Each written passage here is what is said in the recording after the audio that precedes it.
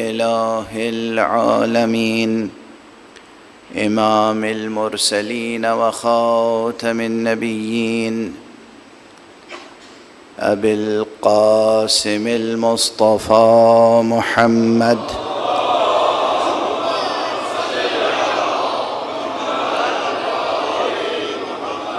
وعلى أهل بيته الطيبين الطاهرين الهداة المهديين المعصومين المظلومين واللعنة الدائمة على أعداء الحق والدين. أما بعد، فقد قال الله تعالى عز اسمه في محكم كتابه ومتقن خطابه: بسم الله الرحمن الرحيم. ولتكن منكم أمة يدعون إلى الخير ويأمرون بالمعروف وينهون عن المنكر وأولئك هم المفلحون. صدق الله العلي العظيم.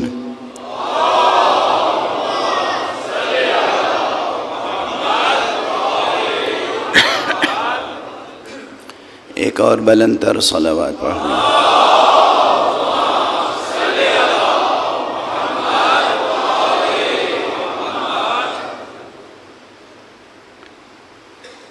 قرآن حکیم کی یہ وہ آیت ہے کہ جو ایک زندہ اور ترقی پذیر اور ترقی یافتہ معاشرے کی دعوت دیتی ہے۔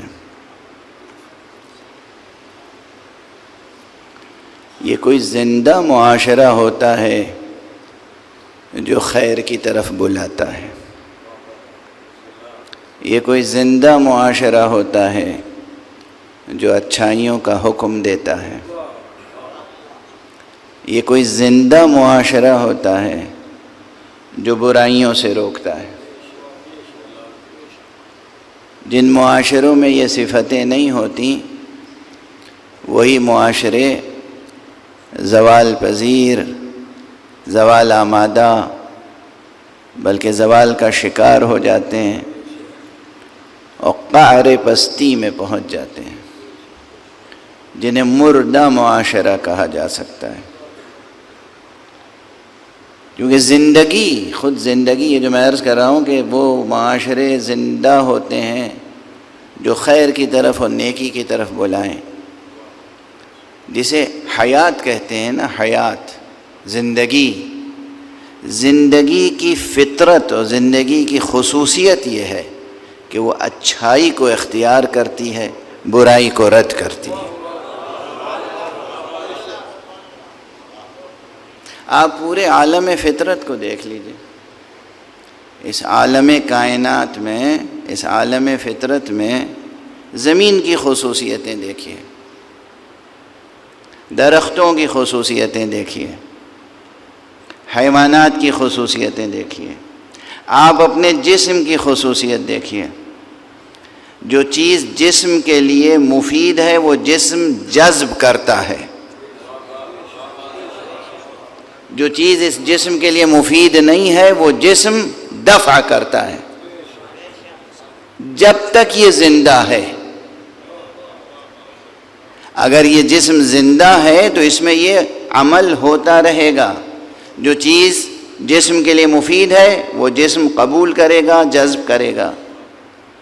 جو چیز جسم کے لیے مفید نہیں ہے وہ جسم نہ قبول کرے گا نہ جذب کرے گا، دفع کرے گا۔ ایک صحت مند انسان دسترخوان پہ بیٹھا ہوا ہے، اگر وہ صحت مند ہے تو یقیناً اس کا دل اسی چیز کے لیے چاہے گا جس کی اس وقت اسے ضرورت ہے، اور جس چیز کی ضرورت نہیں ہے، جو چیز معلوم ہے کہ یہ اس وقت جسم میں جائے گی تو نقصان پہنچائے گی، طبیعت ہی نہیں گوارا کرے گی کہ وہ چیز تناول کرے۔ اگر انسان صحت مند ہے، اگر اس کا ذہن صحت مند ہے، اگر ذوق اس کا سلیم ہے، تو زندگی کی خصوصیت یہ ہے، اصل حیات کی کیریکٹرسٹک یہ ہے کہ وہ مفید اور اچھی چیزوں کو قبول کرتی ہے اور غیر مفید اور مضر چیزوں کو دفع کرتی ہے۔ جو زندگی کی خصوصیت ہے اسی کو قرآن مجید نے اور اسلامی تہذیب نے ایک زندہ معاشرے کے لیے ضروری قرار دے دیا۔ تمہیں زندہ رہنا ہے، ترقی کرنی ہے، آسمانوں کو چھونا ہے، یا ہمیشہ زمین پر حشرات الارض کی طرح رینگتے رہنا ہے؟ اگر آسمانوں کو چھونا ہے، اور یقیناً چھونا ہے، کیا ارادہ ہے؟ حشرات الارض کی طرح زمین پہ رینگتے رہنا ہے؟ یہ تو زیب نہیں دیتا، ایک انسان کو زیب نہیں دیتا، چہ جائے کہ اس امت کو جس کا پیمبر صاحب معراج ہو۔ سبق ملا ہے یہ معراج مصطفیٰ سے ہمیں، سبق ملا ہے یہ معراج مصطفیٰ سے ہمیں، کہ عالم بشریت کی زد میں ہے گردوں۔ آپ کو آسمانوں تک پہنچنا ہے، دونوں حیثیت سے، دونوں حیثیتوں سے۔ ایک تو یہ ظاہری حیثیت ہے، جو آپ دیکھ رہے ہیں، یہ زمین آپ کے پاؤں کے نیچے ہے، یہ آسمان آپ کے سر کے اوپر ہے۔ ایک تو یہ زمین و آسمان ہے، ایک عالم آپ کے اندر چھپا ہوا ہے۔ آپ کے اندر بھی ایک زمین ہے اور وہ بھی بہت تہدار ہے، اور آپ کے اندر 7 آسمان ہیں۔ تو اندر کا جو آپ کا وجود ہے، اسے بھی زمین سے چسپا نہیں رہنا ہے، آسمانوں تک بلند ہونا ہے۔ اور یہ تبھی ممکن ہوگا جب آپ امر بالمعروف اور نہی عن المنکر کی تحریک کو زندہ رکھیں گے، امر بالمعروف کے فریضے کو ادا کریں گے، نہی عن المنکر کے فریضے کو ادا کریں گے۔ یہ نہایت خوشگوار فریضہ ہے اگر اسے خوشگوار طریقے سے ادا کیا جائے، اگر اسے برضائے خدا ادا کیا جائے، علم کے اشتہار کے لیے نہیں، اپنے کو بزرگ تر ثابت کرنے کے لیے نہیں، خود کو دانا تر ثابت کرنے کے لیے نہیں، خود کو دوسروں سے بہتر ثابت کرنے کے لیے نہیں، برضائے خدا۔ کوشش تو یہ ہونی چاہیے ہر فرد کی کہ وہ دوسرے کو اپنے سے بہتر مقام پر دیکھے۔ میں کچھ عرض کر رہا ہوں،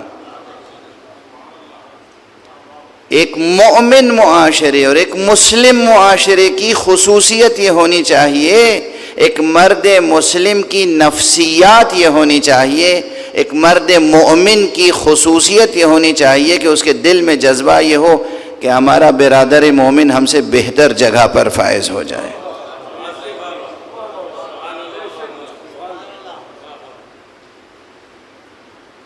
اب لفظیں بدل دوں، اگر واقعی کوئی آئیڈیل پیرنٹس ہوں، گڈ پیرنٹس ہوں، اچھے والدین ہوں، تو ان کی کیا خواہش ہوتی ہے کہ ان کا بچہ ان سے بہتر سطح زندگی پر فائز ہو جائے۔ بھئی اگر یہ ہدف نہیں ہے تو انسان اچھا والد اور اچھی والدہ نہیں ہو سکتے۔ کیوں؟ یہ میرا جملہ نہیں ہے، میں کسی ماہر تعلیم کا جملہ دہرا رہا ہوں، بلکہ میں عرض کر دوں کہ کس کا جملہ ہے۔ پروردگار انہیں صحت و عافیت و سلامتی سے رکھیں۔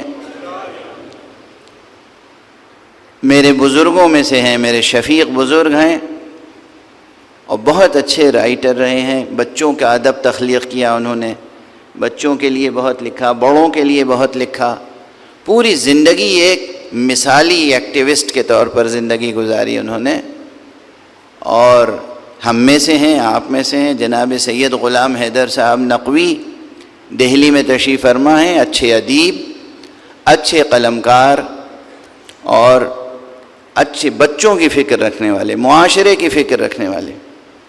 ایک مرتبہ گفتگو ہو رہی تھی تو انہوں نے کہا بھائی میں تو ایک انسان کی کامیابی کا معیار یہ رکھتا ہوں، ایک انسان کی کامیابی کا معیار یہ رکھتا ہوں کہ اس انسان نے جہاں سے، جس سطح سے زندگی شروع کی ہے، اس کے بچے اس سے بلندتر سطح سے زندگی شروع کریں۔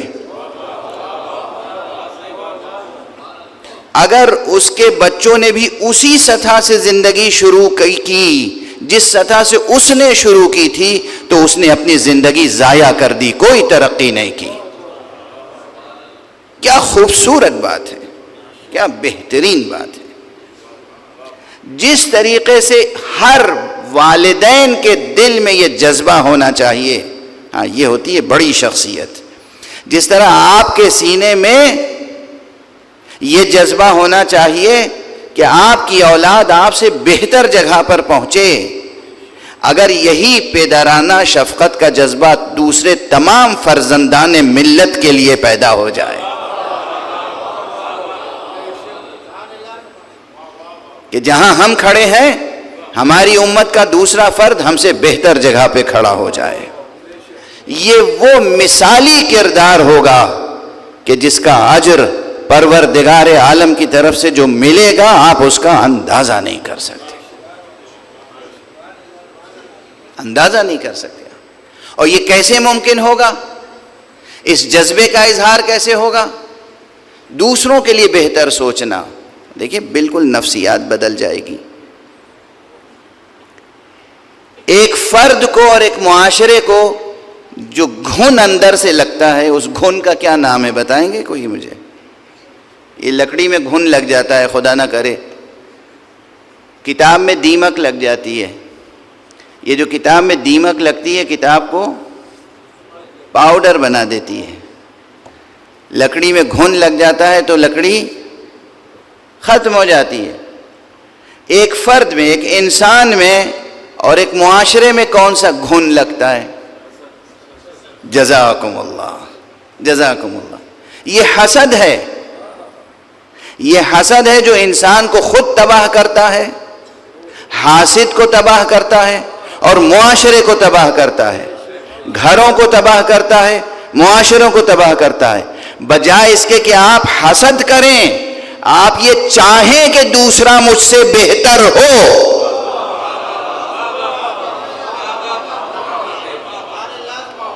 پھر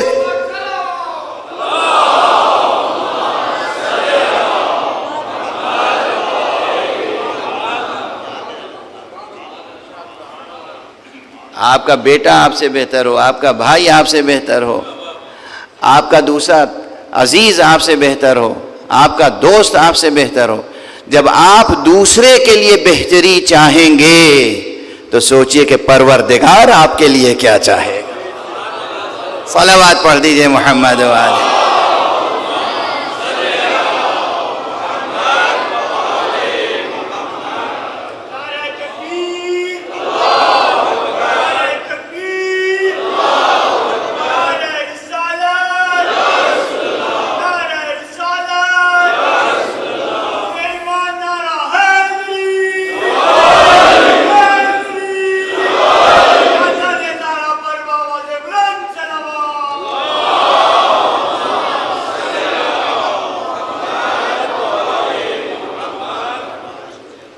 اگر ایسی نفسیات پیدا ہو جائیں اور جس کے نمونے ہیں ہمارے پاس، جس کی مثالیں ہیں ہمارے پاس، معصوم تو معصوم ہوتے ہیں، معصوم نے جو اپنے اصحاب تربیت کیے، جو اپنے اہل بیت تربیت کیے، اس میں یہ مثالیں ملتی ہیں۔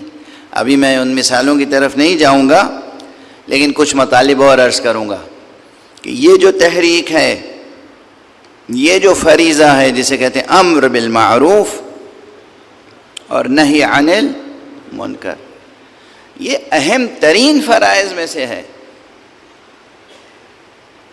اہم ترین فرائض میں سے ہے۔ اور دیکھیے جب ہم اہم ترین کہتے ہیں کسی چیز کو تو یہ یاد رکھیے کہ ایسی چیزیں عموماً یہ نسبی اور اضافی ریلیٹیو ہوتی ہیں۔ ایک زاویہ نظر سے دیکھیں گے تو یہ چیز سب سے اہم ہے، دوسرے زاویے سے دیکھیں گے کوئی دوسری چیز سب سے زیادہ اہم نظر آئے گی، یہ ریلیٹیو ہوتی ہیں۔ تو اس کی ریلیٹیوٹی اپنی جگہ محفوظ، لیکن بہرحال یہ ان چند اہم ترین فرائض میں سے ہیں جو اللہ سبحانہ و تعالیٰ نے فرض قرار دیا ہے، واجب قرار دیا ہے۔ اللہ نے کوئی ایسی چیز واجب قرار نہیں دی ہے جس کی آپ کو ضرورت نہ ہو۔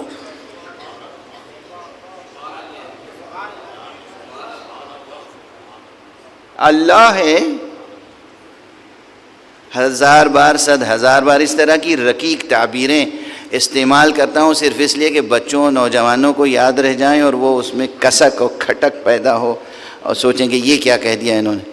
نعوذ باللہ صد ہزار بار نعوذ باللہ، وہ اللہ ہے، کوئی خوشامد پسند بادشاہ نہیں ہے، کوئی ایسا بادشاہ نہیں، کوئی ایسا، میں جو جملہ کہنا، وہ کوئی IMF کا ڈائریکٹر تھوڑی ہے کہ قوموں پر ٹیکس لگائے خواہ اپنے فائدے کے لیے۔ سمجھائیے کہ تمہارا فائدہ ہے مگر ہو اس کا اپنا فائدہ۔ یہ جو سرمایہ، مغربی سرمایہ داری کا خونخوار پنجہ، اس کی جو نحوستیں ہیں معاشرے انسانی کے لیے، اسے محسوس کرتے ہیں آپ؟ کچھ لوگ تو مجبوراً وفادار بنے ہوئے اور کچھ لوگ واقعاً اشتباہ میں ہیں، مغالطے میں ہیں، معلوم نہیں کدھر جا رہے ہیں۔ چونکہ یہ میڈیا اور یہ ایڈورٹیزمنٹس اور یہ اشتہارات یہ غیر ضروری چیز کو آپ کے لیے ضروری بتاتے ہیں، اور جو آپ کے لیے ضروری ہے اس سے توجہ ہٹ جاتی ہے۔ تو فائدہ ہے ان کا، کہتے ہیں میاں اس میں تمہارا فائدہ ہے۔ دھوکہ فریب، اگر دھوکہ فریب نہ بھی ہو، ضرورت ان کی پوری کر رہے ہیں آپ کے ذریعے سے۔ صد ہزار بار نعوذ باللہ استغفر اللہ، نقل کفر نہ باشد، یہ ایک رقیق تشبیہ تھی تاکہ مسئلہ جو ہے سماجیات سے جڑ بھی جائے اور بات ذہنوں تک منتقل۔ اللہ ہے بے نیاز، غنی علی الاطلاق، کسی چیز کا محتاج نہیں۔ اصل لفظ محتاج متصور نہیں ہے اس کی ذات کے لیے، کسی چیز کا محتاج نہیں، غنی، بے نیاز، یہاں تک بے نیاز آپ کی اچھائیوں سے بھی بے نیاز ہے۔ جو آپ کے کمالات ہیں ان سے بھی وہ بے نیاز ہے۔ جہاں مخلوقات کے کمالات کی حد ختم ہوتی ہے وہاں سے اس کے کمالات کا آغاز ہوتا ہے۔ وہ خالق ہے، اس کے صفات الگ ہیں، الفاظ صرف مشترک ہیں، الفاظ مشترک ہیں ورنہ کوئی شے مشترک نہیں ہے۔ ہم مخلوق ہیں، وہ خالق، ہم مرزوق ہیں، وہ رازق، ہم عبد ہیں، وہ معبود، ہم مرحوم ہیں، وہ راحم، ہم محتاج کرم، وہ کریم اور اکرم الاکرمین۔ کوئی چیز مشترک نہیں اور ہماری کسی صفت کا وہ محتاج نہیں۔ نہ صرف یہ کہ ہماری شے کا محتاج نہیں، ہماری کسی صفت کا محتاج نہیں۔ تو پھر اس نے ہمارے اوپر یہ واجبات کیوں عائد کر دی ہے؟ نماز پڑھو واجب ہے، روزہ رکھو واجب ہے، حج کرنے کو جاؤ واجب ہے، امر بالمعروف کرو واجب ہے، نہی عن المنکر کرو واجب ہے۔ یہ سب ہماری اپنی ضرورتیں ہیں۔ یہ بالکل ایسا ہی ہے، اب مثال ہی دیتا رہوں۔ چھوٹا بچہ وہ جانتے ہی نہیں اس کے لیے کیا بہتر ہے کیا بہتر نہیں ہے، اور جب وہ اسکول جاتا ہے تو اسکول والے بہت سی چیزیں کہتے ہیں کہ یہ ضرور کر کے آنا ہو، یہ ضرور کر کے آنا ہو، یہ ضرور کر کے آنا ہو، ایسا لباس پہننا، اور ایسی شرٹ پہننا، اور ایسی پینٹ پہننا، اور ایسی بیلٹ لگانا، اور ایسا ایک ایک چیز۔ اور اسی طرح ماں باپ کی طرف سے الگ اس بچے کے اوپر تاکید ہوتی ہے یہ کرو یہ نہ کرو، حالانکہ ماں باپ کو کچھ نہیں اس سے حاصل ہے. جو کرے گا اس سے بچے کی تربیت ہوگی، بچے کا فائدہ ہوگا، بچے کا مستقبل روشن ہوگا، بچے کی شخصیت مضبوط ہوگی. اب یہ مثال ادھوری ہے، کوئی مثال اللہ کی شان میں پوری نہیں اترتی مخلوقات کی، چونکہ اب وہ زمانہ گیا جب تعلیم جو تھی عبادت سمجھ کے دی جاتی تھی. اب تو تعلیم تجارت ہو گئی ہے، تو اب ہم نہیں کہہ سکتے کہ اسکول والوں کا کوئی فائدہ نہیں ہے اس لیے کہ وہ بڑی لمبی لمبی فیس لیتے ہیں. لیکن بہرحال اگر اس ایک پہلو کو نظر انداز کر دیں تو جو کچھ ایک معلم، ایک استاد بچے پر، طالب علم پر، اسٹوڈنٹ پر لازمی قرار دیتا ہے یا والدین لازمی قرار دیتے ہیں، کس کے لیے؟ فائدہ کس کا ہے؟ بچے کا فائدہ ہے. اللہ سبحانہ و تعالیٰ نے جو کچھ فرائض ہم پہ واجب قرار دیے ہیں، فائدہ کس کا ہے؟ ہم پر. ہمارے لیے فائدہ پلٹ کے آنے والا ہے. یہاں تک کہ توجہ رکھیے گا، حدیث میں موجود ہے، یہاں تک کہ جو ہم صلوات پڑھتے ہیں محمد اور آل محمد پر، اس صلوات کا فائدہ بھی پلٹ کے ہم ہی کو ملتا ہے.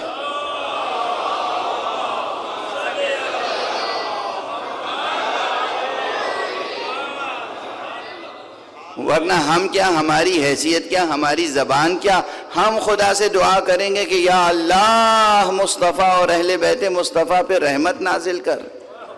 وہ مصطفیٰ اور اہل بیت مصطفیٰ جو خود کائنات رحمت پروردگار ہیں،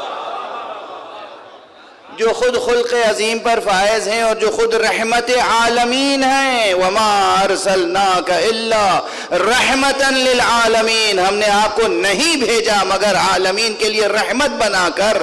جو خود کائنات رحمت پروردگار ہوں ان پر رحمت کی دعا ہم کریں گے.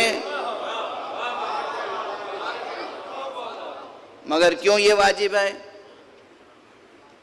واجب ہے، مستحب نہیں ہے. صرف اسے مستحب نہ سمجھیے گا، واجب ہے. واجب ہے، کم سے کم زندگی میں ایک بار کہنا تو واجب ہے ہی. سعادت مند ہیں وہ جو ہر روز کہیں، سعادت مند ہیں وہ جو ہر نماز میں کہیں. حدیث ہے، پوچھا گیا کہ حدیث صحیح. یوں تو صلوات کے بہت سے فائدے ہیں، مگر ایک فائدہ بیان کر کے آگے بڑھوں، اور یہ وہ حدیث ہے جسے میں پورے وثوق سے کہہ رہا ہوں. ان لوگوں نے بھی نقل کیا ہے صحیح سند کے ساتھ جن کے دل میں رسول کی محبت نہیں ہے.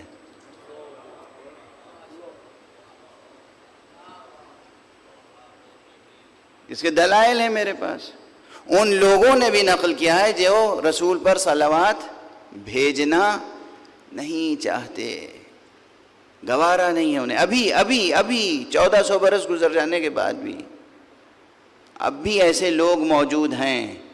ہم تو نماز میں مکمل ہی نہیں ہوتی نماز جبکہ تشہد میں کم سے کم صلوات نہ پڑھیں، لیکن ایسے لوگ ہیں جو نماز کے تشہد میں صلوات نہیں پڑھتے. ابھی روئے زمین پر ایسا گروہ موجود ہے. میری خود ملاقات ہوئی، میری گفتگو ہوئی، سمجھے میرا مناظرہ ہوا ان سے کہ تشہد میں آپ حضور کا نام لیتے ہیں مگر صلوات نہیں پڑھتے. کہ ہاں ہم صلوات نہیں ضروری سمجھتے، ہم واجب نہیں سمجھتے نماز میں صلوات. ان لوگوں نے بھی یہ حدیث ضرور نقل کی ہے. ہائے کیسی پستی سی پستی ہے، کیسی محرومی سی محرومی ہے، اچھائی کو اچھائی سمجھتے ہوئے بھی نہ کر پانا.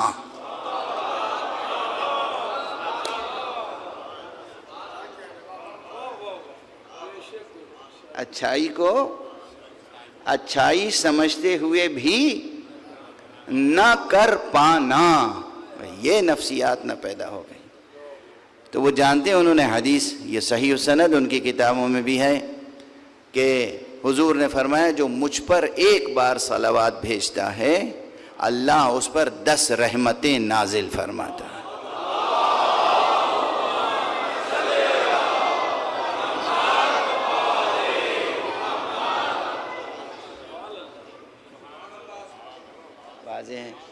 تو یہ جو سب سے بظاہر، اور یہ میں اس لیے عرض کر رہا ہوں کہ بظاہر خدا کی قسم بظاہر میرا خیال ہے سب سے مختصر اور سب سے آسان اور سب سے بڑی عبادت کا نام ہے صلوات۔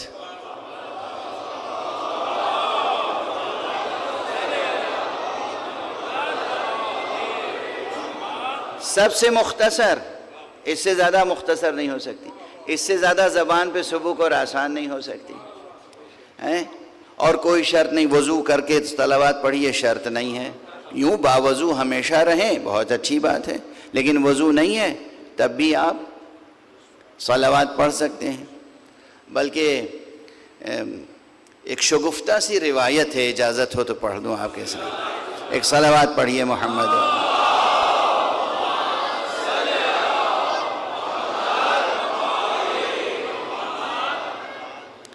ایک جگہ گفتگو ہو رہی تھی،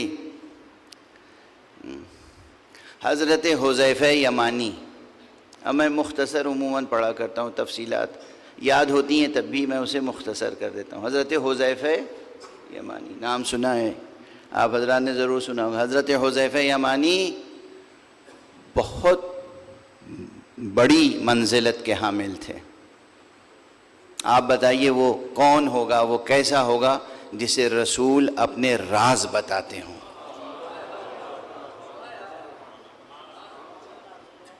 علی کے علاوہ۔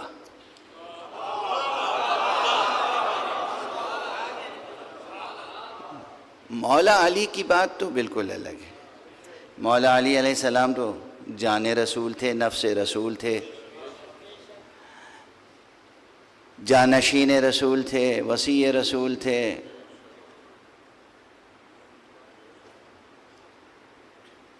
اچھا سچ میں یہ بتائیے، یہ جو لفظیں ابھی میں نے استعمال کی یہ کوئی پہلی بار استعمال کی؟ کروڑوں بار سن چکے ہیں آپ۔ کیا اس میں تاثیر ہے کہ جب کوئی بھی دہراتا ہے تو دل کھل اٹھتا ہے؟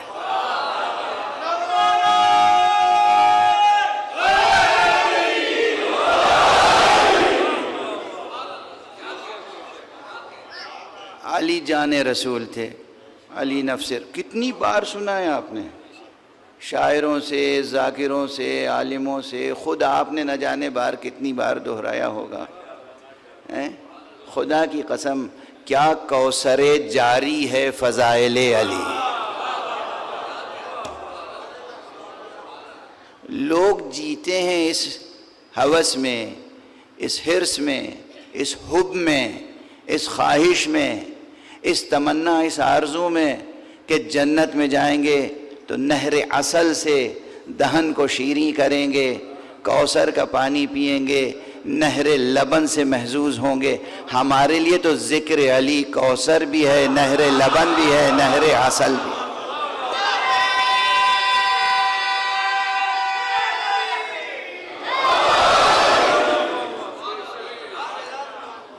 یہی ہمارے لیے نہر لبن ہے، یہی ہمارے لیے نہر عسل ہے، یہی ہمارے لیے کوثر ہے، یہی ہمارے لیے آب حیات ہے۔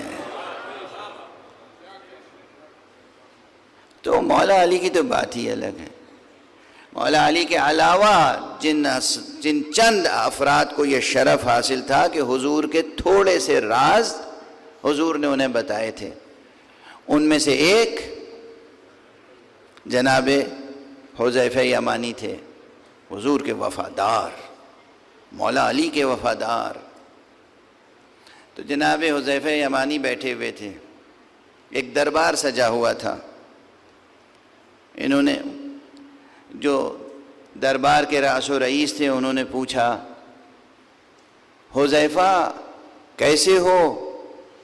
کیف اصبحت یا حذیفہ، حذیفہ کیسے ہو، کیسے سویرا کیا، کیسے صبح کی؟ یہ عربی کا ایک محاورہ ہے اپنے انداز کا۔ کیا بتاؤں میری حالت کیا ہے، کیا بتاؤں کہ میری حالت کیا ہے؟ میں حق سے کراہت کرتا ہوں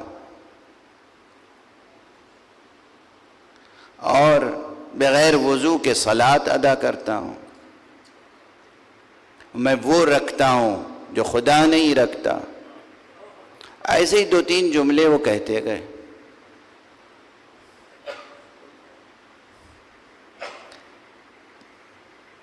جو صدر مجلس تھے اس وقت انہیں جلال آ گیا. حذیفہ تم کیا کہہ رہے ہو؟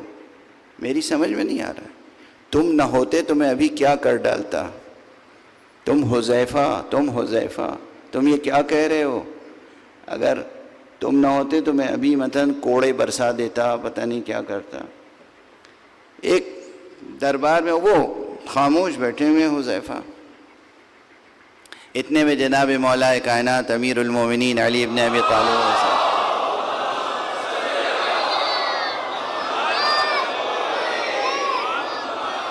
تشریف لے آئے. کہا کیا ہوا بھائی، کیا بات ہو رہی ہے؟ کہا یا ابا الحسن ذرا دیکھیے حذیفہ کو، کفر بک رہے ہیں. کہا کیا ہو گیا؟ کہا یہ کہہ رہے ہیں مجھے حق سے کراہت ہے، حق سے مجھے کراہت ہے.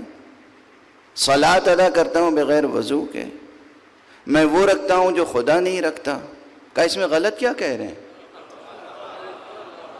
موت حق ہے اور کون موت سے کراہت نہیں کرتا؟ اور یہ جو نبی پر درود بھیجتے ہیں یہ صلاۃ ہے اور بغیر وضو کے صلاۃ ہو جاتی ہے.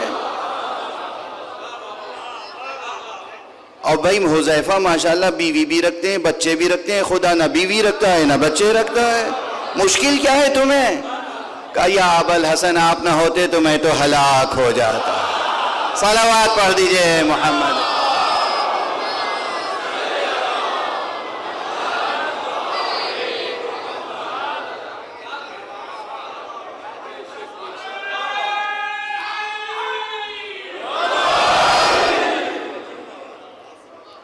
حضور کی طرف یہ حدیث بھی منسوب ہے کہ حضور نے فرمایا ہے کہ مومن کا مزاح بھی عبادت ہے. لیکن ظاہر ہے کہ اس کا نتیجہ یہ نکلا کہ ایک مومن کی صفت یہ بھی ہونی چاہیے کہ اس کے اندر مزاح کا ذوق پایا جائے. اب یہ حذیفہ کا ایک مزاح تھا، مزاح کا مزاح تھا، حقیقت تھی. مومن کے مزاح کی شان یہ ہوتی ہے کہ وہ مزاح میں بھی جھوٹ نہیں بولتا. اب دیکھیے اس مزاح میں کوئی چیز جھوٹ نہیں تھی، غلط بیانی نہیں تھی، باطل امر نہیں تھا، کوئی باطل امر نہیں تھا، کوئی کذب نہیں، کوئی غلط بیانی نہیں. بہرحال بات یہاں تک پہنچی تھی صرف ایک بات کے لیے کہ صلاۃ درود بھیجنا محمد اور آل محمد پر، یہ نہ اس کے لیے وضو شرط ہے، نہ یہ سنگین ہے، بہت مختصر ہے، مگر سب سے عظیم عبادت اس لیے ہے کہ اگر یہ نماز میں نہ ہو تو نماز قبول نہیں ہے. جو لوگ نہیں پڑھتے نماز میں وہ جانے اور خدا جانے. ہمیں یہ معلوم ہے کہ اگر ہم نماز میں درود مصطفیٰ پہ نہیں پڑھیں گے ہماری نماز اس قابل نہیں ہوگی کہ فرشتے اس کی طرف توجہ کریں.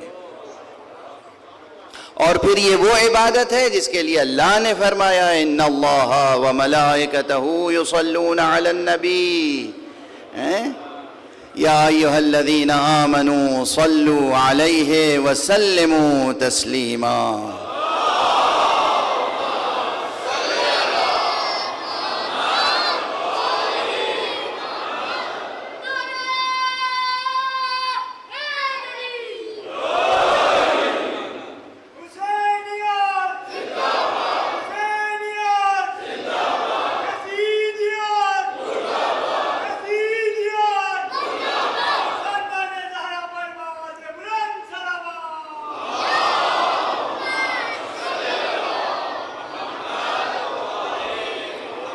اب آپ ذرا غور فرمائیے گا، بات تو یہاں تک پہنچی تھی اس لیے کہ میں یہ عرض کر رہا تھا کہ کوئی بھی فریضہ جو ہم پر عائد کیا گیا اس میں اللہ کا کوئی فائدہ نہیں ہے، سب ہمارے فائدے کے لیے. درود بھیجنے کے لیے بھی جو اللہ نے فرمایا تو کس لیے؟ تاکہ یہ ایک بہانہ بنے تاکہ وہ ہم پر اپنی رحمتوں کی بارش کرے. اس کو ایک جملے سے اپنے اصلی موضوع سے اور مربوط تر کر دوں. اگرچہ مربوط ہے پہلے ہی سے۔ کل میں نے عرض کیا تھا کہ امر بالمعروف اور نہی عن المنکر کے کچھ آداب ہوتے ہیں، اور اس میں سب سے اہم ادب یہ ہے، امر بالمعروف کی سب سے بڑی ایتھکس یہ ہے، سب سے بڑی ویلیو یہ ہے کہ جو آپ دوسرے کو حکم دیں اس پہ خود عمل کریں۔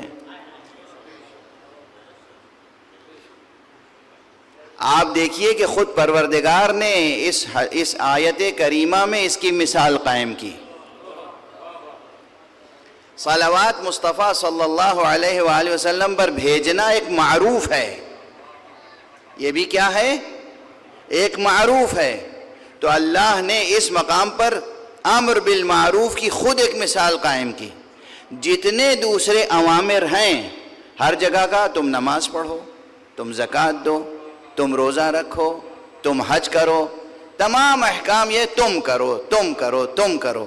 یہ ایسا معروف تھا اور اتنی بڑی عبادت تھی، اتنی بڑی، اسی لیے میں نے کہا مختصر ہے اور سب سے بڑی، مختصر ہے اور سب سے عظیم، اس لیے کہ تنہا یہ ایک عبادت ایسی ہے، تنہا یہ ایک فریضہ ایسا ہے جسے ہم پر واجب کرنے سے پہلے یہ کہا دیکھو میں یہ کرتا ہوں،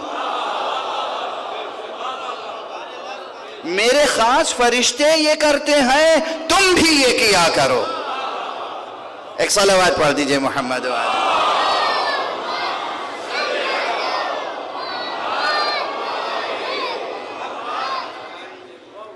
یہ خود ایک معروف ہے، معروف، یہ وہ معروف ہے جسے فطرت، عقل، شریعت پسند کرتی ہے، اللہ اس کا حکم دیتا ہے، شریعت اس کا حکم دیتی ہے۔ تو صلوات پڑھتے رہنا ایک معروف ہے، خود پڑھتے رہا کیجئے اور دوسرے مومنین کو توجہ دلایا کیجئے کہ دیکھو بھائی درود ہر وقت پڑھتے رہا کرو۔ اگر تم یہ چاہتے ہو کہ سرکار رسالت میں آپ کے ایک اچھے امتی رہو تو ہر وقت درود پڑھتے رہا کرو۔ اگر تم یہ چاہتے ہو کہ اللہ کی طرف سے تمہارے اوپر رحمتوں کی بارشیں ہوں تو ہر وقت درود پڑھتے رہا کرو۔ پھر دیکھیے اگر وہ معاشرہ پیدا ہو جائے تو پھر کیسی رونق ہوگی آپ کی زندگیوں میں، کیا نورانیت ہوگی، کیا بلندی ہوگی، کیا شفافیت ہوگی۔ آپ اس زمین پر اپنے قدموں میں کوثر اور نہر لبن اور نہر عسل جاری دیکھیں۔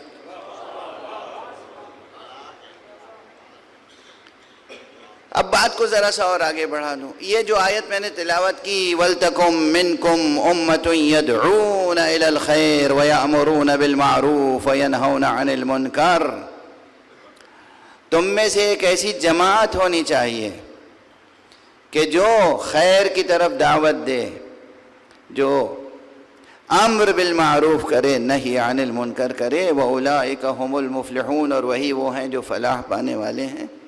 یہ مومنین کے لیے ایک حکم ہے۔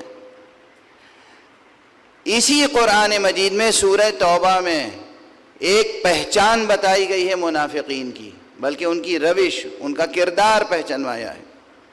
المنافقون والمنافقات بعضهم من بعض يأمرون بالمنکر وینہون عن المعروف۔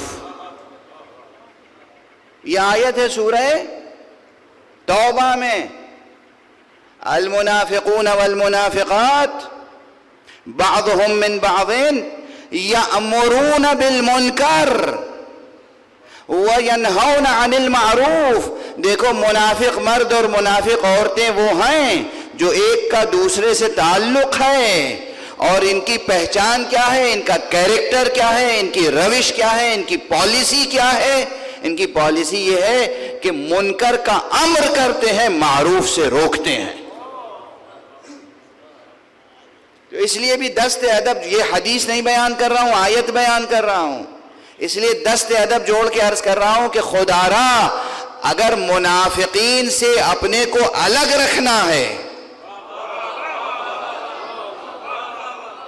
اگر منافقین سے الگ رکھنا ہے، اگر آپ کو اپنی شان ایمانی کی حفاظت کرنی ہے، ایک اچھا مسلمان، ایک اچھا مومن اور ایک اچھا انسان بن کر دنیا میں رہنا ہے اور آخرت میں خدا کو منہ دکھانا ہے، تو آپ کو امر بالمعروف اور نہی عن المنکر کو اپنی زندگی کا خاص انداز اور اسلوب اور اپنی زندگی کی خاص روش بنانا پڑے گا. اس لیے کہ خود قرآن مجید نے دونوں چہرے دکھا دیے. مومنوں سے کہا تمہارے اندر امر بالمعروف اور نہی عن المنکر ہونا چاہیے، اور منافقوں کی پہچان یہ ہے کہ وہ منکر کا امر دیتے ہیں اور معروف سے روکتے ہیں. اب ان دونوں آیتوں کو سامنے رکھیے اور تاریخ پر نظر ڈالیے. دونوں آیتوں کو سامنے رکھیے، ایک آل عمران کی آیت نمبر 104، اور ایک یہ سورہ مبارکہ توبہ کی آیت. اور پھر دیکھیے یہ آیتیں جب نازل ہوئیں حضور کا زمانہ تھا نا، تو حضور کے زمانے میں کوئی یہ تو کہتا نہیں تھا کہ نماز نہ پڑھو. منافق کیا کرتے تھے؟ نماز میں تو شریک ہوتے تھے، حج میں بھی جاتے تھے، سب کام کرتے، یہاں تک کہ جنگ میں بھی جاتے تھے.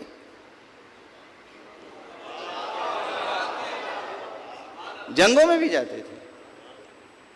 اب یہ میرا کئی بار کا کہا ہوا جملہ ہے، لیکن چونکہ خراج عقیدت ہے مولا عباس کو تو پھر دہرا دیتا ہوں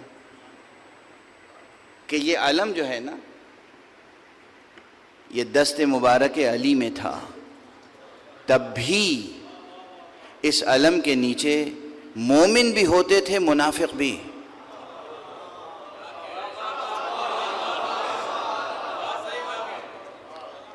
دست علی میں علم ہے، مگر اس پرچم کے نیچے مومن بھی ہیں، منافق بھی.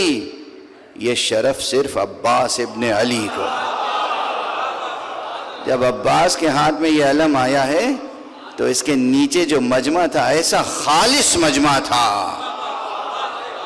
ایک ایک فرد اس میں سے ایسا کامل الایمان تھا جس سے پورا لشکر نفاق پسپا ہو سکتا تھا.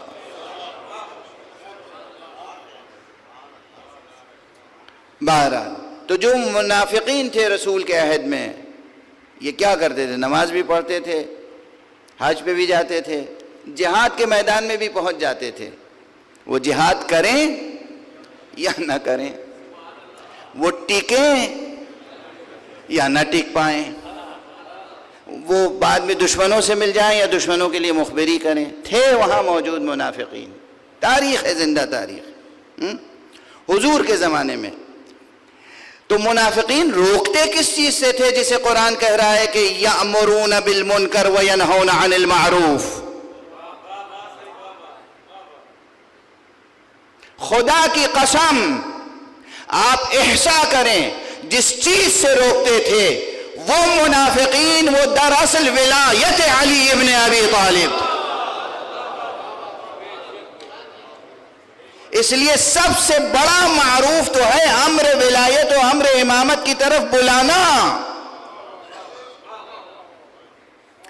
ہر نیکی کی طرف بلانا امر بالمعروف ہے، ہر برائی سے روکنا نہی عن المنکر ہے. لیکن امام کی وفاداری کے لیے بلانا سب سے بڑا معروف ہے، امام سے بغاوت سے روکنا سب سے بڑا نہی عن المنکر ہے.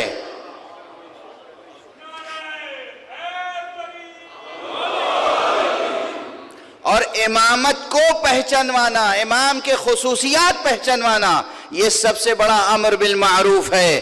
تو جب آقا حسین مدینے میں یزید کا خط پہنچا ہے اور ولید سے جا کر ملے ہیں اور اس نے بیعت کے لیے دعوت دی، اور آپ نے فرمایا ہے ان مثلی لا یبایع مثلہ، یہیں سے امر بالمعروف شروع ہو گیا.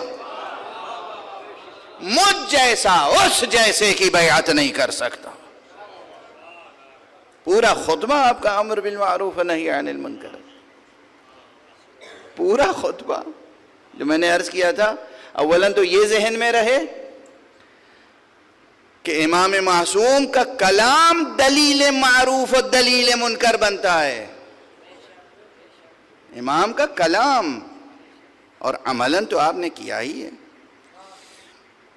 ایک مثال بہت ہی اہل ولا کے لیے غالباً مناسب ہوگی کہ امام ہر حال میں امر بالمعروف کرتا ہے، چاہے وہ رسول ہوں، چاہے وہ مولا امیر المومنین علیہ السلام ہوں، چاہے ائمہ اطہار میں سے کوئی امام ہو. میں مثال دے دوں، آپ سب کے ذہنوں میں ہے اتنی بڑی مثال جو اوجھل نہیں ہو سکتی۔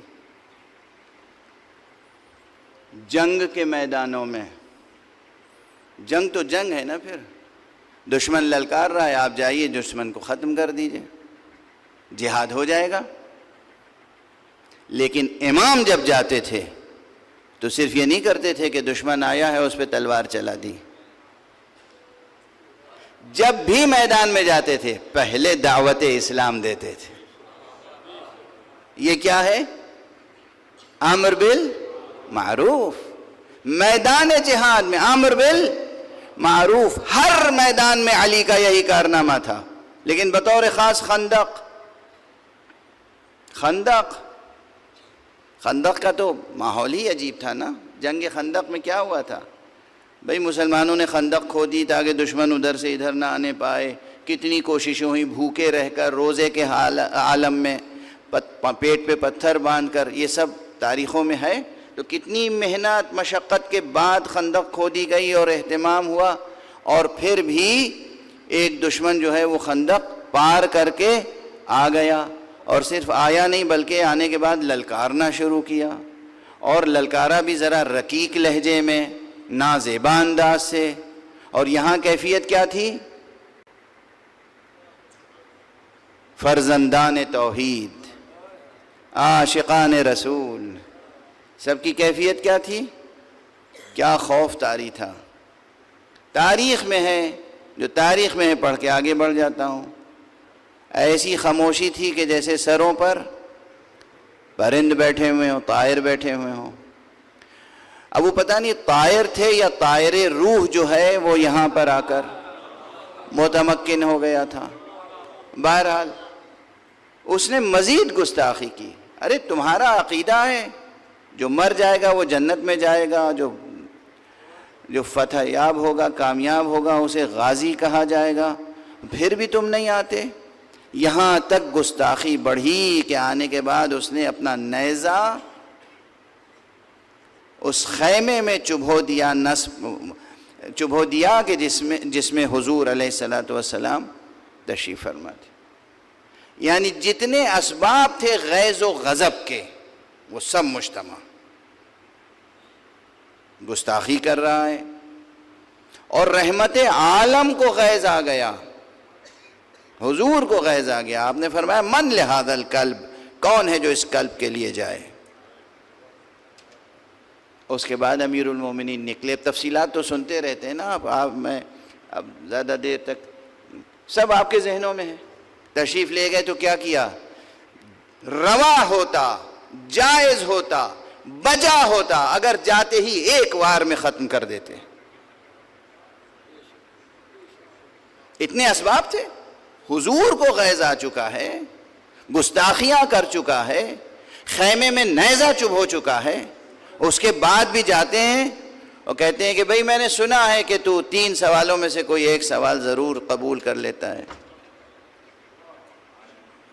کس حسن اخلاق، کس تحمل کے ساتھ، کس صبر کے ساتھ یہ فرما رہے ہیں۔ یہ ہے امر بالمعروف، میدان جنگ میں امر بالمعروف۔ کہاں صحیح سنا ہے؟ کہا تو پھر اسلام قبول کر لو، کلمہ پڑھ لو۔ اب آپ غور فرمائیے، اسے امر بالمعروف نہیں کہتے تو کیا کہتے ہیں؟ یہ امام کا عمل ہے، امام امیر المومنین علیہ السلام۔ اچھا اس نے کہا کہ نہیں یہ تو ہو صحیح نہیں ہو ممکن ہے۔ کہا تو پھر ایسا ہے کہ واپس چلے جاؤ۔ کہا یہ بھی نہیں ممکن۔ اچھا یہ سب جملے آپ اکثر سنتے رہتے ہیں نا، ان جملوں کا مفہوم مجھ سے سن لیجئے۔ میرا خیال ہے 20-25 برس پہلے نجم الحسن جعفری صاحب کے عزا خانے میں یہ جملے کہہ چکا ہوں، اپنے ہی جملے دہرا رہا ہوں۔ اس کی اجازت تو ہے نا؟ اس کے معنی سمجھیے کہ مولا علی کہہ کیا رہے ہیں۔ وہ آیا ہے قتل کرنے کے لیے، جو قتل کرنے کے لیے آیا ہے، جو موت لے کے آیا ہے، موت کا پیغام لے کے آیا ہے۔ مولا امیر المومنین کہہ رہے ہیں کہ تو اسلام لے آ، یعنی گویا اس کو دونوں جہان کی زندگی عطا کر رہے ہیں۔ اسلام لائے گا تو یہاں علی کی تلوار سے بچ جائے گا اور وہاں بلند ترین زندگی پائے گا۔ اچھا اس نے یہ رد کر دیا، اس کے بعد پھر آپ نے کہا اچھا دونوں جہان کی زندگی دے رہا ہوں، اگر دونوں جہان کی زندگی نہیں لیتا تو کم سے کم اس دنیا کی زندگی تو لے لے۔ وہ موت کے لیے آیا ہے، یہ زندگی بانٹ رہے ہیں۔ یہ ہے ائمہ اطہار، یہ ہے ائمہ اہل بیت، یہ ہے ابو الحسن، یہ ہے ابو تراب، یہ ہے علی ابن ابی طالب امیر المومنین۔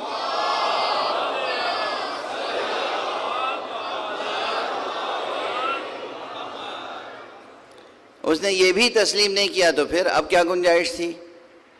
دیکھیے امام ہوتا ہے، امام خلیفہ پروردگار ہوتا ہے۔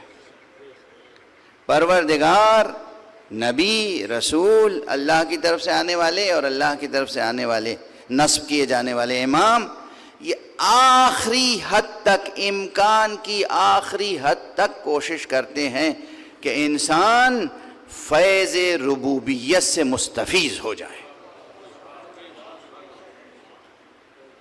فیض الہی سے، فیض رحمانی سے، فیض وجود سے، فیض ربانی سے مستفیض ہو جائے۔ دونوں جہان کی زندگی دے رہے تھے، نہیں لیا۔ ایک جہان کی زندگی دے رہے ہیں، نہیں لیا۔ اب تربیت شروع کر دی، اب وہاں اصول جنگ سمجھا رہے ہیں۔ یعنی یہ باب مدینۃ العلم وہ ہے کہ جو جنگگاہ کو میدان جنگ کو بھی مدرسہ بنا دیتا ہے۔ کہتے ہیں بھائی جنگ کی کچھ اخلاقیات ہوتی ہیں، میں پیادہ ہوں، تو سوار ہے گھوڑے پر، یہ کوئی برابر کی جنگ نہیں ہوگی۔ اخلاقیات سکھا رہے ہیں۔ کوئی اور اخلاقیات سکھاتا تو شاید وہ اس کی تلوار کا لقمہ بن جاتا فوراً۔ یہ کوئی اور نہیں، علی ابن ابی طالب تھے۔ اچھا یہاں ٹھہر کر ایک جملہ اور عرض کر دوں کہ حضرت پیدل تھے، وہ گھوڑے پر تھا۔ یہ حضرت کی خصوصیتوں میں سے ہے، مولا علی علیہ السلام کی خصوصیتوں میں سے، مشہور خصوصیتوں میں سے یہ دو خصوصیتیں ہیں آپ کی شجاعت کی مثال میں، کہ آپ اکثر جب میدان میں جایا کرتے تھے تو پیادہ جاتے تھے، گھوڑے پہ نہیں جاتے تھے۔ مقابل فوج سب گھوڑے پر ہوں، یہ پیادہ جاتے تھے۔ ان سے پوچھا گیا یا علی آپ گھوڑے پر نہیں جاتے؟ کہا فرمایا گھوڑے پہ وہ جاتے ہیں جنہیں پلٹنے کی ضرورت پیش آتی ہے۔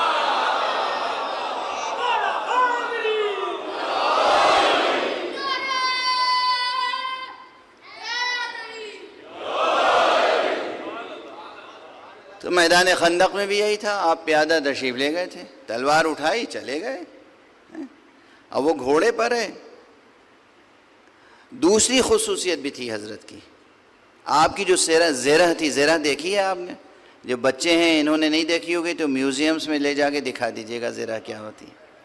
پرانے زمانے میں جو زرہ ہوتی تھی، خود زرہ سر سے پیر تک لوہے کا لباس پہن کے جاتے تھے لوگ تاکہ تلوار اثر نہ کرے، سر سے پیر تک، قدموں تک، پنجوں تک۔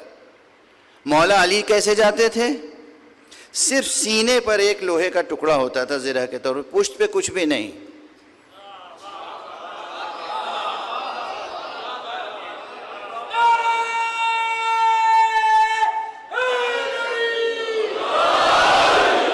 خدا کی قسم مولا علی کے دشمنوں نے یہ لکھا ہے کہ علی جب بھی جاتے تھے ان کی زرہ میں صرف سینہ تھا، پشت ہی نہیں۔ پوچھا گیا یا علی یہ کیسی زرہ ہے؟ کہا خدا وہ دن نہ لائے کہ جس دن مجھے دشمن سے پیٹھ بچانی پڑے۔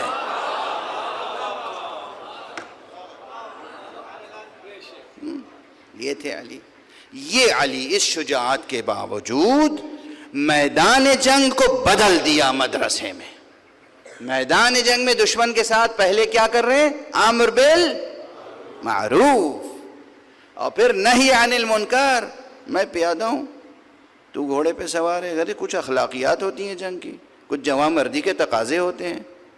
اور اس کے بعد جب وہ پیادہ ہوا اور اس نے اپنے گھوڑے کو پے کر دیا، وہ ایک رسم تھی عرب میں، جلال آتا تھا تو ایک بار مارتے کرتے تھے اور گھوڑے کے پاؤں کٹ جاتے تھے تاکہ یہ اعلان ہو جائے کہ میں بھاگنے والا نہیں ہوں۔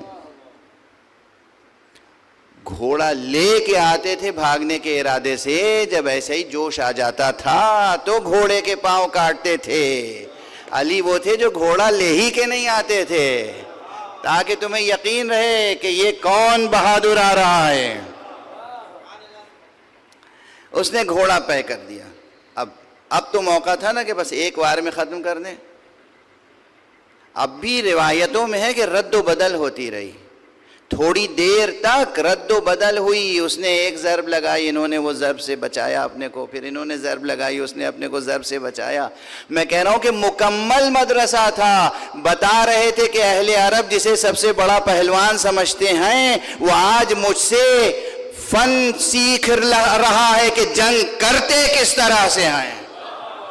اور جب اس کی تمام فنکاری ختم ہو گئی تو پھر امیر المومنین نے وہ وار کیا ہے کہ زمین پر نظر آیا۔ آپ نے دیکھا کہ امر بالمعروف بھی ہو رہا ہے اور جنگ بھی ہو رہی ہے۔ تو اس لیے بس اب گفتگو کو مختصر کر رہا ہوں کہ امر بالمعروف ہماری اور آپ کی زندگی میں بھی ہونا چاہیے۔ کسی بھی شعبہ زندگی میں کام کر رہے ہوں، خود اچھے بنیں، دوسروں کو اچھا بنائیں۔ خود برائیوں سے بچیں، دوسروں کو برائیوں سے بچائیں۔ خود اخلاقی بلندیاں پیدا کریں، دوسروں کو اخلاقی بلندیوں کی طرف متوجہ کریں۔ اور ہمیشہ پہلے جو آغاز تقریر میں میں نے جملہ کہا، آرزو یہ ہو کہ ہر دوسرا مومن آپ سے بہتر ہو، ہر دوسرا مومن آپ سے بہتر ہو، اور آپ اس پر اپنی بہتری اور برتری جتائیں نہیں۔ یہ وہ منزل ہے ایثار و خضوع و خشوع اور امر بالمعروف و نہی عن المنکر کی۔ یہ اسلامی اخلاقیات کی وہ منزل ہے جس سے خدا اس قدر خوش ہوتا ہے کہ جنتوں کو آپ کی ٹھوکروں میں ڈال دیتا ہے۔ کیا انعامات فرماتا ہے وہ پروردگار۔ بس گفتگو تمام کر دی میں نے۔ جس طرح امیر المؤمنین میدان جنگ میں امر بالمعروف کر رہے تھے، اسی طرح آقا حسین، تاریخوں میں لکھا نہیں ہے، کوئی ضعیف روایت ہے، کربلا پہنچ گئے، کربلا پہنچنے کے بعد بھی بار بار عمر سعد کو بلایا، غور تو کر لے تو کیا کر رہا ہے، تو مجھے پہچانتا نہیں ہے، مگر تو میرے جد کا کلمہ نہیں پڑھتا، تجھے جنت پہ یقین نہیں ہے۔ ایک دو مرتبہ نہیں، متعدد بار آپ نے کم سے کم صحیح ترین روایتوں کو جمع کیا جائے، ضعیف روایتوں کو چھوڑ کم سے کم 3 مرتبہ، کم سے کم 3، اتمام حجت کے لیے 3 مرتبہ بہت کافی ہوتا ہے۔ 3 مرتبہ عمر ابن سعد کو یعنی سردار لشکر یزیدی کو بلا کر سمجھایا، یہ امر بالمعروف نہیں ہے۔ اس کے بعد جب آپ نے پورے فوجیوں سے، پورے لشکر باطل سے خطاب کیا ہے تو ان کو سمجھایا اور تفصیل سے دلائل کے ساتھ، مجھے پہچانتے نہیں ہو میں کون ہوں؟ کیا میں تمہارے رسول کا نواسہ نہیں ہوں؟ کیا روئے زمین پر میرے علاوہ کوئی اور بھی نواسہ رسول ہے اس وقت؟ کیا تم نے رسول کی یہ حدیث نہیں سنی ہے کہ رسول نے فرمایا الحسن والحسین سیدہ شباب اہل الجنہ؟ کیا تم نے رسول کی یہ حدیث نہیں سنی کہ حضور نے فرمایا حسین منی وانا من حسین؟ ارے اگر تم نے یہ حدیثیں نہ سنی ہو تو ابھی اصحاب پیغمبر موجود ہیں، اور چند اصحاب پیغمبر کے نام لیے کہا جاؤ جا کے جابر ابن عبداللہ انصاری سے پوچھ لو، جاؤ سہل ساعدی سے پوچھ لو، جاؤ جو صحابہ موجود ہیں ان سے پوچھو، متعدد نام گنائے۔ یہ کس لیے؟ حسین کو تو روز اول سے معلوم ہے کہ گلا کٹے گا، شہید ہوں گے۔ آقا حسین کو روز اول سے معلوم ہے کہ شہید ہونا ہے، مگر جو شہید کرنے والے ہیں آخری لمحے تک امر بالمعروف جاری رہا۔ اس سے بڑا مثالی کردار امر بالمعروف کا کیا ہو سکتا ہے؟ افراد کو امر بالمعروف، پورے لشکر کو امر بالمعروف، لشکر کے سردار کو امر بالمعروف۔ یہ ہے حسین، یہ ہے حسین۔ بس اگر معال مجلس کے لیے آپ گریے کے لیے تیار ہیں تو ایک واقعہ اور سن لیجئے۔ امر بالمعروف، امر بالمعروف و ایثار، مجھے اندازہ ہے شام کے مصائب پڑھے جاتے ہیں آج کل، لیکن آقا حسین کی بات ہے۔ یہ واقعہ چونکہ لوگ زیادہ نہیں پڑھتے اس لیے میں اسے مکرر پڑھ رہا ہوں کہ آقا حسین ہے، اور وہ وقت ہے جب آقا حسین زمین کربلا پر آ چکے ہیں۔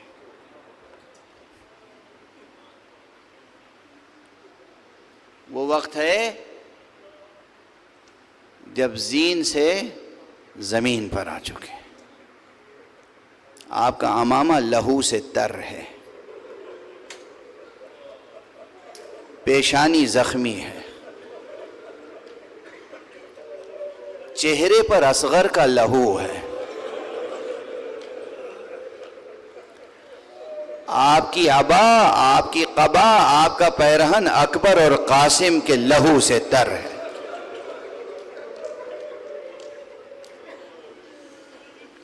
تنہا ہے، اب کوئی باقی نہیں رہ گیا ہے محضر شہادت میں، سب کی شہادت ہو چکی۔ عمر ابن سعد بار بار اپنے سپاہیوں کو للکار رہا ہے اور کہہ رہا ہے کہ اب اس شخص میں کوئی طاقت باقی نہیں رہ گئی، اس کا لشکر تمام ہو گیا، جاؤ سر قرم کر کے لاؤ تاکہ جنگ کے اختتام کا اعلان کروں۔ لیکن کسی کی ہمت نہیں پڑ رہی ہے کہ آقا حسین کے سر کو قلم کرنے کے لیے آگے بڑھے۔ کوئی قبیلہ تیار نہیں تھا کہ اس گناہ کو اپنے کندھے، اپنے شانے پر یا اپنی گردن پر لے، اس لیے کہ اتنا تو جانتے تھے نا کہ ہیں یہ فرزند رسول، یہ فاطمہ کا لال تو ہے، یہ علی کا بیٹا تو ہے، یہ رسول کا نواسا تو ہے۔ کسی میں ہمت نہیں تھی، جرأت نہیں تھی، اخلاقی جو جاتا آگے بڑھتا۔ ایک نادان شخص تھا، بے معرفت، بے خبر، نادان، آگے بڑھا، آقا کے قریب آیا ہے۔ دیکھیے کہاں سے کہاں تک امر بالمعروف کا سلسلہ رہا آقا حسین کی زبان پر، اور کس دل سوزی کے ساتھ آگے بڑھا۔ خنجر ہاتھ میں ہے، امام کے قتل کے ارادے سے آگے بڑھ رہا ہے۔ امام نے ایک مرتبہ اسے دیکھا، مرحمت کی نگاہ، دل سوزی کی نگاہ، ہمدردی کی نگاہ، اور فرماتے ہیں کہ تو میرا قاتل نہیں ہے، واپس چلا جا، میرا دل دکھتا ہے تو ناحق عذاب الہی میں مبتلا ہوگا۔ اللہ اکبر، اللہ اکبر، میرا دل دکھتا ہے تو ناحق عذاب الہی میں مبتلا ہوگا۔ اب جو اس نے یہ جملہ سنا تو اس کی شخصیت میں انقلاب آ گیا، دل و دماغ کی دنیا بدل گئی۔ ارے آپ کون ہیں؟ کس کے قتل کرنے کے لیے مجھے بھیجا گیا ہے؟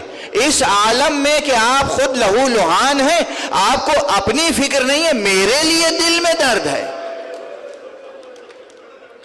میرے لیے یہ دل سوزی ہے، میرے لیے یہ ہمدردی ہے۔ آپ کو یہ فکر لاحق ہے کہ میں مبتلا عذاب نہ ہو جاؤں۔ بس اسی روایت کے پیش نظر، اور ایسی نہ جانے کتنی باتیں ہیں جن کے پیش نظر اس فقیر نے کہا تھا، قسم ہے عصر کی جب کوئی ہم رکاب نہ تھا، قسم ہے عصر کی جب کوئی ہم رکاب نہ تھا، حسین کو غم انساں تھا، اضطراب نہ تھا۔ یہ آقا حسین ہے جن کے دل میں ہمدردی ہے، آخری لمحے تک امر بالمعروف اور نہی عن المنکر کا سلسلہ رہا۔ سن لیں گے آخری جملہ، برداشت کر سکیں گے؟ ارے اس قاتل کو جو قاتل نہیں تھا لیکن غلط فہمی کی بنا پہ آ گیا تھا، واپس بھیجا، وہ واپس چلا گیا، اور جانے کے بعد اس نے عمر ابن سعد کے سامنے کھڑے ہو کے کہا، تو نے کس کے قتل کرنے کے لیے بھیجا تھا؟ میں خدا کی قسم نادان تھا، میں جاہل تھا، مجھے معلوم نہیں تھا کہ تو نے رسول کے نواسے کو قتل کرنے کے لیے بھیجا۔ وہ انسان کامل، وہ امام، وہ ولی حق جو اپنے زخموں کی ٹیس نہیں محسوس کر رہا ہے، اپنے زخموں کا درد نہیں محسوس کر رہا ہے، اس کے دل میں یہ درد ہے کہ میں عذاب الہی میں مبتلا نہ ہو جاؤں۔ کہا پھر کیا کیا تو نے؟ کہا اب تو میں تجھے قتل کرنا چاہتا ہوں۔ اس نے اپنے سپاہیوں کو حکم دیا، وہاں جنگ چھڑی، اور جب وہ زمین پر گرا ہے اس نے امام کی طرف دیکھا، کہا فرزند رسول میں جاہل تھا، میں نادان تھا، میں گناہگار تھا، میں آپ کی دشمن فوج میں شامل تھا، میں معافی چاہتا ہوں، میں نے بڑی گستاخی کی، مگر اب آپ روز محشر اتنی گواہی دے دیجئے گا کہ میں آپ کی دشمنی میں نہیں، آپ کی محبت میں دنیا سے جا رہا ہوں۔ اجرکم علی اللہ۔ بس آخری جملہ عرض کر رہا ہوں، سنو امام حسین نے کب تک امر بالمعروف اور نہی عن المنکر کیا ہے۔ یہ شخص تو نادان تھا مگر وہ شقی ترین مردم، اس کائنات کا سب سے بدبخت، سب سے شقی، سب سے بڑا ظالم جس کا نام شمر ہے، جب وہ آیا ہے امام کے قریب اور اس نے گستاخی کی، پہلے ایک نیزہ لگایا داہنی جانب سے، امام بائیں جانب زمین پر گر گئے۔ پھر اس نے گستاخی کی، کس زبان سے کہوں، کس زبان سے کہوں، اس نے امام کے سینے سے گستاخی کی، سینے پہ قدم رکھا، امام ہے، قاتل کے ہاتھ میں خنجر ہے، مگر فرماتے ہیں ارتقیت واللہ مرتقا عظیما طالما قبلہ رسول اللہ۔ ارے او شمر، تو نے بہت بلند جگہ قدم رکھ دیا ہے، یہ سینہ وہ ہے جسے رسول اللہ بوسا دیا کرتے تھے۔